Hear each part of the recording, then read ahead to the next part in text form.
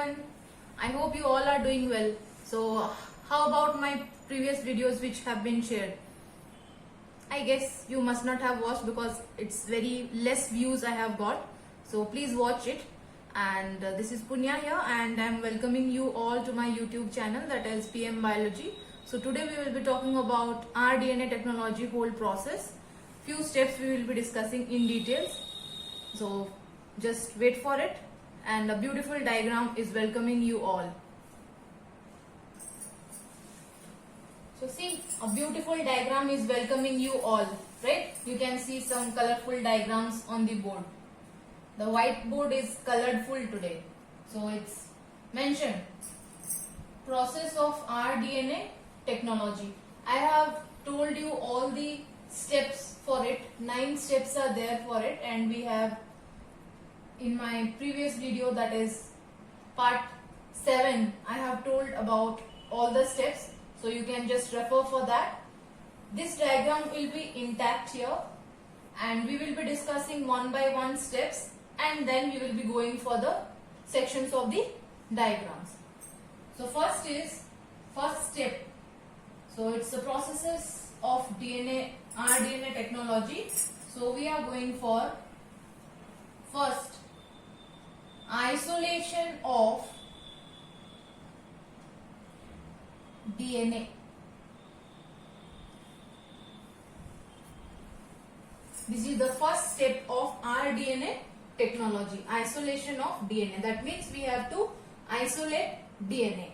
Why isolation is required? Isolation is required because DNA in an organism can be impure also. So we need a pure form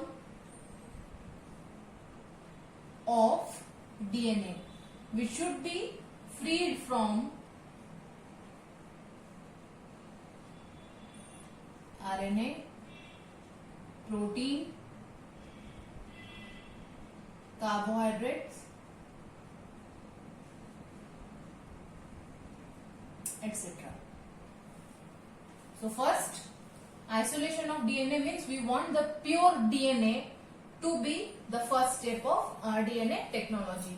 So it needs to be freed from all the other biomolecules which are present in it. And for isolation we can take animal cell or a plant cell or a fungal cell also. So we can take any of these cells to isolate DNA. Suppose we are taking plant cell, we have to provide an enzyme which would be helping to isolate the pure DNA from it. So for plant cell it would be enzyme cellulase, because plant cell wall is composed of cell wall, and first if we treat with this enzyme, this is the enzyme,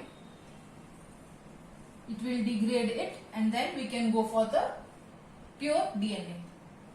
Next, when we are going for any animal cell,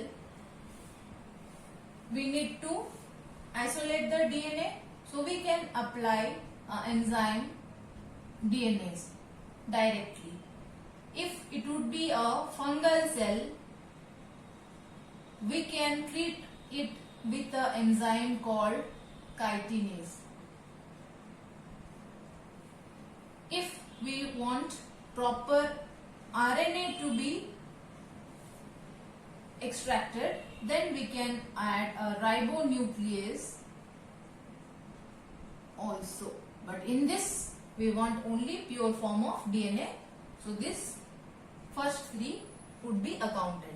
So first is isolation of DNA. DNA is found in mixture of forms, that is it is not pure. So first step is to make it pure. How to extract the pure form of DNA? By adding certain enzymes. Like suppose for plant cell we are treating with cellulase enzyme. For specific animal cell we need to extract DNA, so we are adding DNase. If fungal cell is there, we are adding an enzyme called chitinase, and if bacterial cell would be there, we can add lysozyme. Once we get the pure DNA, the next step is that we will go for the next one. We need some enzymes by which we can cut the DNA. So next step is our cutting of DNA, cutting of the specific DNA at specific sites with restriction enzymes. So from this we have got the purified DNA. This purified DNA after extraction is treated with chilled ethanol so that it will not be degraded or it will not be messed up again. So now we have the purified DNA. See this and this. We need to incorporate this foreign DNA with the E. coli, because E. coli, plasmid is mentioned here. This is the vector, so we have taken here as bacteria. E. coli we have taken. We have extracted the DNAs now. So this is the DNA of bacteria, that is plasmid. Vector DNA I have mentioned, and the foreign DNA, that is the gene of interest, which we are going to insert. So second is that second step. Extraction is over. This step is the first one, extraction. Second is cutting of DNA with RE. So this foreign DNA and this vector DNA needs to cut at specific sites. And see, with the same enzyme, we have to treat this both foreign DNA and vector DNA with same enzyme, same restriction endonucleases. Since these are DNA, we are talking for endonucleases. So see, now we have treated them with this enzyme and segments of this. This is totally ruptured, and here, since it is bacterial DNA, only at one point it is making a cut. So pure DNA is made to treat with same enzyme, leading to fragments of both for foreign DNA as well as your plasmid or the vector DNA. So we have got for this fragment and this. Okay, so this is cutting of DNA with same restriction enzymes, because if we take the same restriction enzymes only, then only they would be cutting at specific points. Third step is isolation of desired DNA, or we can say gene of interest. This is the third step. How we will be getting that? We will be getting that with the help of an enzyme called ligase. So how we are going to get that? See, this the foreign DNA has been fragmented by the use of specific restriction enzymes. That same enzyme is used to make a cut at this vector DNA also. Now we are treating this two with ligase enzyme, and then these two are being joined to give our desired DNA or gene of interest. So enzyme ligase, what is the function of ligase? It joins the vector DNA with foreign DNA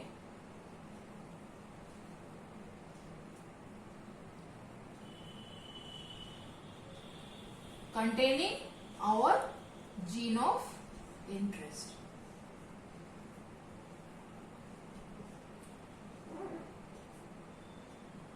Okay.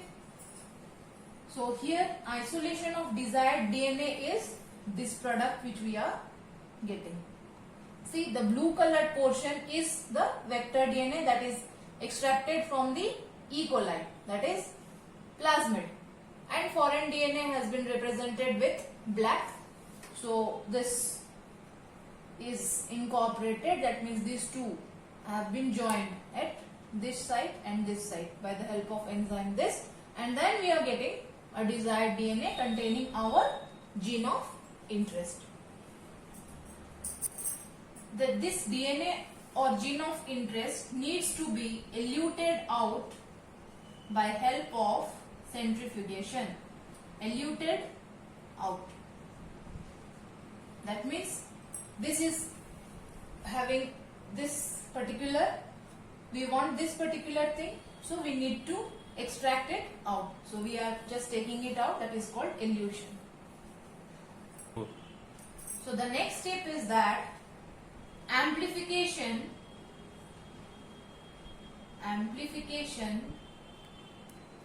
of DNA that contains our gene of interest by PCR technique.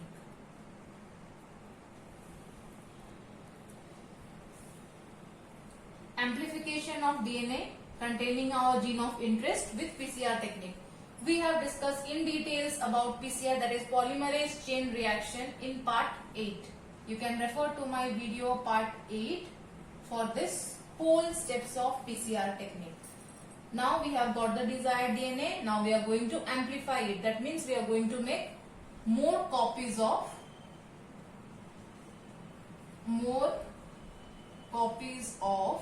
the desired gene of interest.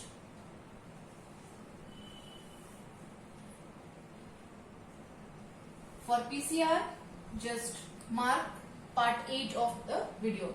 Just prior to this, you can just go for it.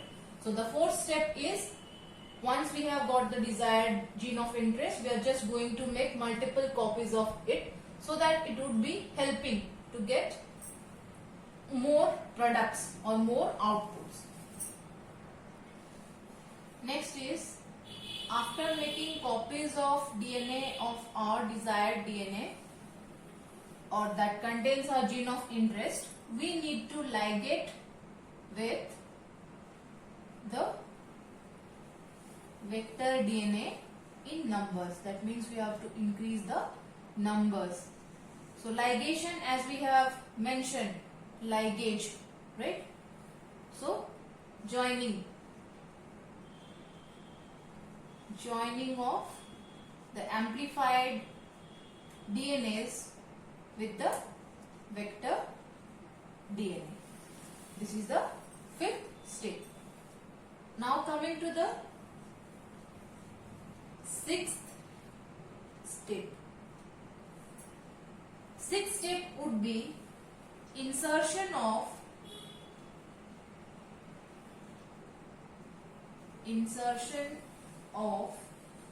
recombinant DNA into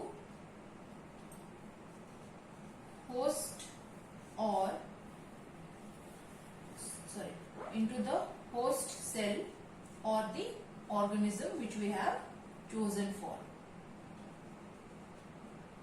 This is the next step. Insertion of rDNA into host cell or the organism. So see, we have got this. Now we need to insert this, that is the recombinant DNA, into an organism. In this, the organism is a bacterium that is called E. coli. So insertion is done by a process called transformation. So how this can be done? This can be done by any of the methods which we have mentioned in the last videos. How to incorporate the desired gene into the host cell by using any vectors. Here we have taken the E. coli vector, so we can use the method transformation That transformation is transfer of genetic material from source to the host cell. So next step is this is the 7th step. So we have come across 6 steps. So you should remember the 6 steps, then we can come for the 7th step. 7th step is culturing. Culturing of transformants.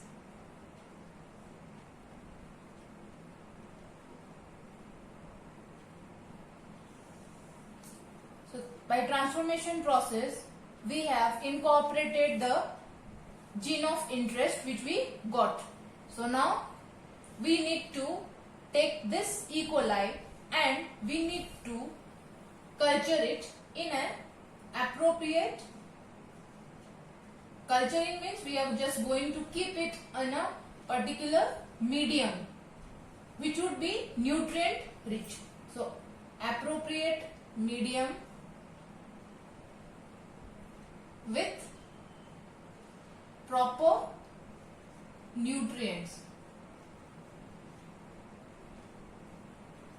So culturing of the product which we got from this, the last step, that is transformation process, we are just going to culture it. That means we are going to keep it in appropriate medium with proper nutrients so that we can get an enhanced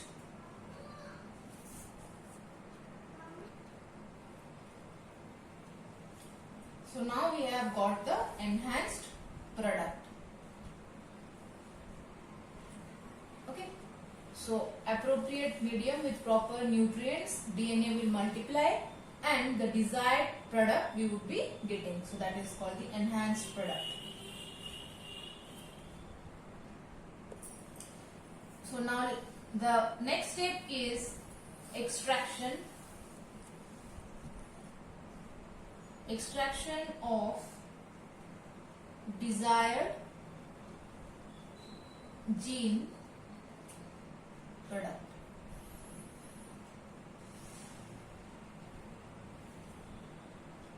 So desired gene product means we have got the recombinant DNA in our bacterium. So now we need to extract it. So extraction can be done for large scale uses or it can be used for small scale. So depending on the material which we have taken as well as the source or the vector which we have taken. So for large scale we are going for certain processes. Those are called downstreaming.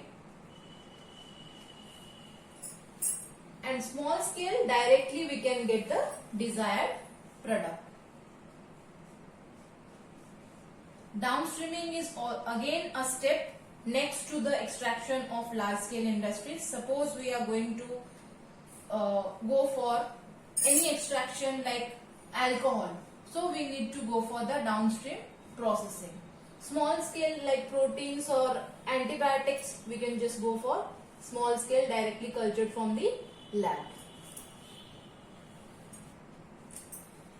The last step of rDNA technology is the downstream processing. Downstream processing is a set of process in which too many steps are included so that the desired product can be circulated or can be exported to market. So all processes involved to give output before releasing to markets. That is your downstream processing. Downstream processing would be containing your few steps. The step 1. So step 1 is separation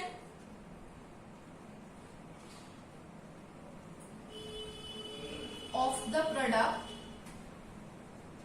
through a reactor. That is called a bioreactor.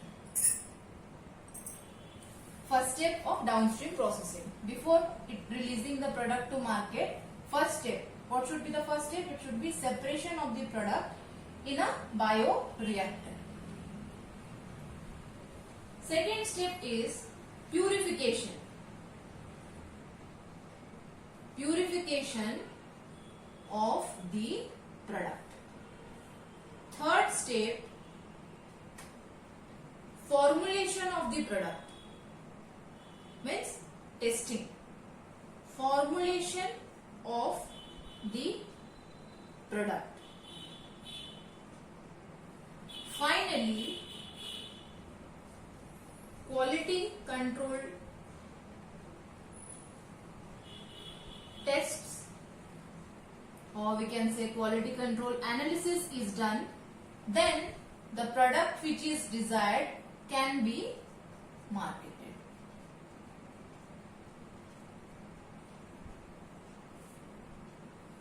So these are the 9 steps of rDNA technology.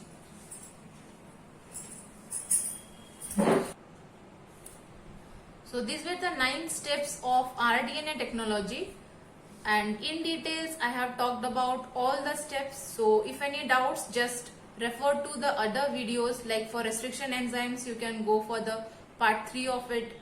For PCR, you can go for part 8 of it. And for the in details learning the 9 steps, a short video of it is there, that is part 7.